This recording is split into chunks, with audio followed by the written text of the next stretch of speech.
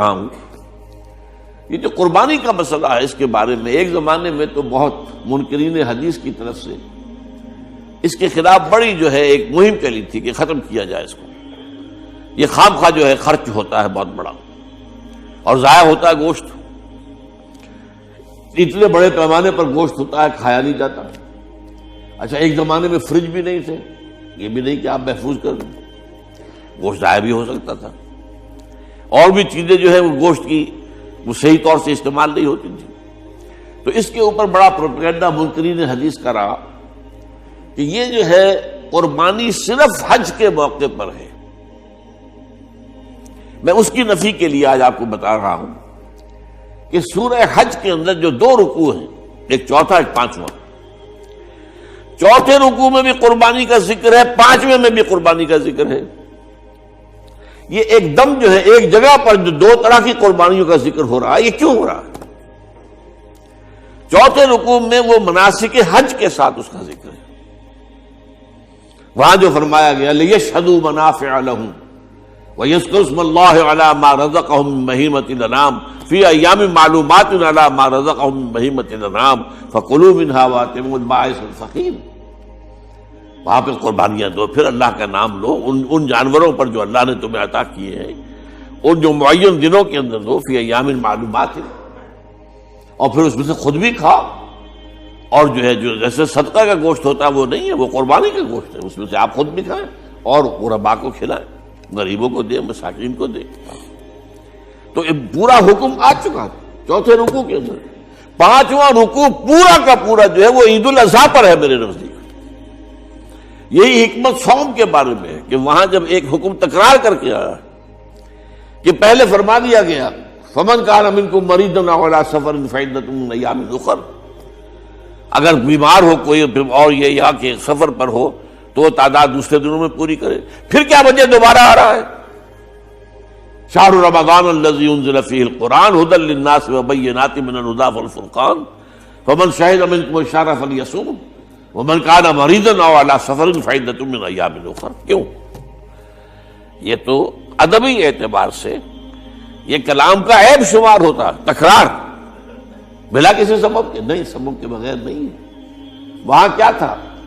وہاں ان دو رعایتوں کے ساتھ تیسری بھی شامل تھی کہ اگر صحیح ہو اور مقیم ہو پھر بھی روزہ نہ رکھو تو ایک مسکین کو کھانا کھلا دو۔ یہ رعایت ختم ہوئی ہے رمضان کے روزے کے ساتھ، اب رکھنا پڑے گا روزہ، اور اگر بیمار ہو یا سفر پر ہو تو ٹھیک ہے دوسرے دنوں میں پورا کرو، پورا کرنا لازم ہے اس کا۔ تو یہ چیز جو ہے یہ در حقیقت کسی وجہ سے ہوتی ہے۔ بالکل یہی بات ہے سورہ حج کے چوتھے رکوع کے اندر، وہ جو قربانی ہے حج کے ساتھ اس کا ذکر آ چکا۔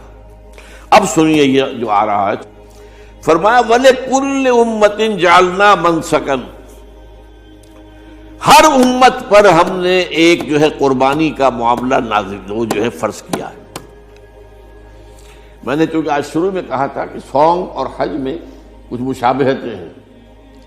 دیکھیے صوم کا حکم بھی آیا تھا تو کس طور سے آیا تھا؟ یا ایھا الذین آمنوا کتب علیکم الصیام کما کتب علی الذین من قبلکم لعلکم تتقون، اہل ایمان تم پر روزہ رکھنا فرض کیا گیا جیسے کہ فرض کیا گیا تھا ان پر جو تم سے پہلے تھے۔ یہاں پر اسی حوالے سے بات ہو رہی ہے کہ اے مسلمانوں یہ قربانی صرف تم پر فرض نہیں کی جا رہی، یہ تو ہر امت پر، ہر نبی ہر رسول کی امت۔ وَلِكُلِّ أُمَّةٍ جَعَلْنَا مَنْسَكًا لِيَذْكُرُوا اسْمَ اللَّهِ عَلَيْهَا، تاکہ وہ نام لیں اللہ کا، عَلَىٰ مَا رَزَقَهُم مِّن بَهِیمَةِ الْأَنْعَامِ، جو کچھ اللہ تعالیٰ نے انہیں رزق دیا ہے، یہ چوپائے جو ہیں حیوانات قسم کے، ان پر اللہ کا نام لے کر چھری پھیری جائے، اللہ کے نام سے ان کو ذبح کیا جائے۔ فَإِلَٰهُكُمْ إِلَٰهٌ وَاحِدٌ فَلَهُ أَسْلِمُوا، تو یہ جان لو کہ اس قربانی کی اصل روح کیا ہے؟ وہ یہ ہے کہ اللہ تمہارا ایک الہ ہے، اسی کے سامنے تمہیں سر جھکانا ہے۔ یہ روح تقوی اگر نہیں ہوگی تو یہ قربانی بے معنی ہو جائے گی۔ نماز و روزہ و قربانی و حج یہ سب باقی ہیں، تو باقی نہیں ہے۔ جب اللہ تعالیٰ کے ساتھ تعلق نہیں ہے تو یہ ساری چیزیں ریچولز بن جائیں گی۔ اب یہ بھی ہوتا ہے 20 25 ہزار کے بکرے جو ہیں وہ لوگ لیتے ہیں، پھر ان کو گھماتے ہیں، پھراتے ہیں، ان کے اوپر ریشمی چادریں چڑھاتے ہیں، ان کو جو ہے وہ مہندی لگا کر، بہرحال وہ چیزیں جو ہے یہ اظہار اس طرح کا یہ تو پسندیدہ نہیں ہے۔ تو یہ تو لوگوں کو دکھانے کی بات ہے اور اپنے پیسے کی جو ہے اپنی دولت کے اظہار کا ایک ذریعہ ہے، لیکن یہ کہ بہرحال قربانی انسان کرے اور یہ کہ اس کے اندر روح جو ہے تقویٰ کی وہ موجود ہوگی۔ فَإِلَٰهُكُمْ إِلَٰهٌ وَاحِدٌ فَلَهُ أَسْلِمُوا وَبَشِّرِ الْمُخْبِتِينَ، اور اے نبی ان لوگوں کو بشارت دے دیجئے کہ جو اللہ کے سامنے جھکے رہتے ہیں، خشوع اور خضوع کی شکل اختیار کرتے ہیں۔ الَّذِينَ إِذَا ذُكِرَ اللَّهُ وَجِلَتْ قُلُوبُهُمْ، وہ لوگ کہ جب اللہ کا نام لیا جائے تو ان کے دل لرز اٹھتے ہیں۔ وَالصَّابِرِينَ عَلَىٰ مَا أَصَابَهُمْ، اور صبر کرنے والے جبکہ اس چیزوں پر کہ جو اللہ کی طرف سے ان پر آ گئی، وہ مصیبتیں، کوئی تکالیف۔ والمقیم الصلاۃ، اور نماز کو قائم کرنے والے۔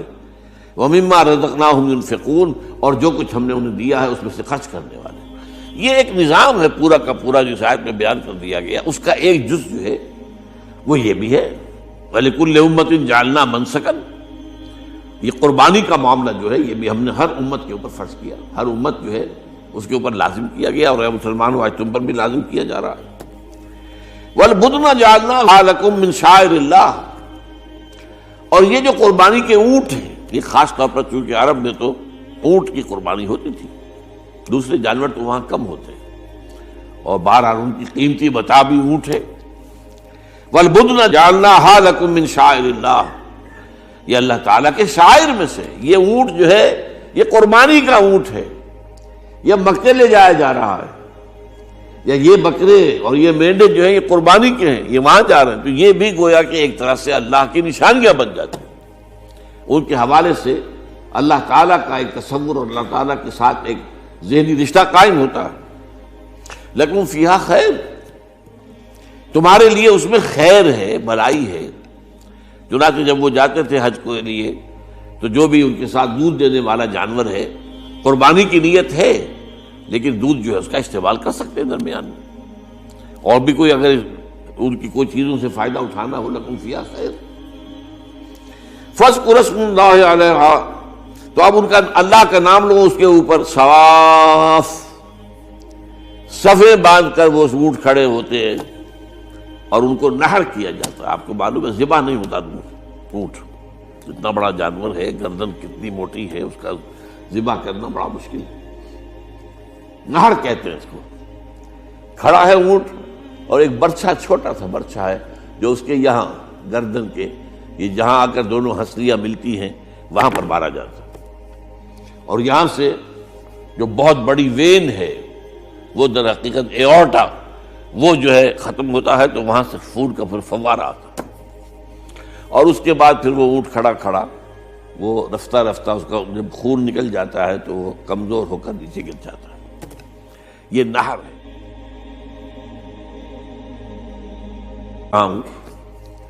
یہ جو قربانی کا مسئلہ ہے اس کے بارے میں ایک زمانے میں تو بہت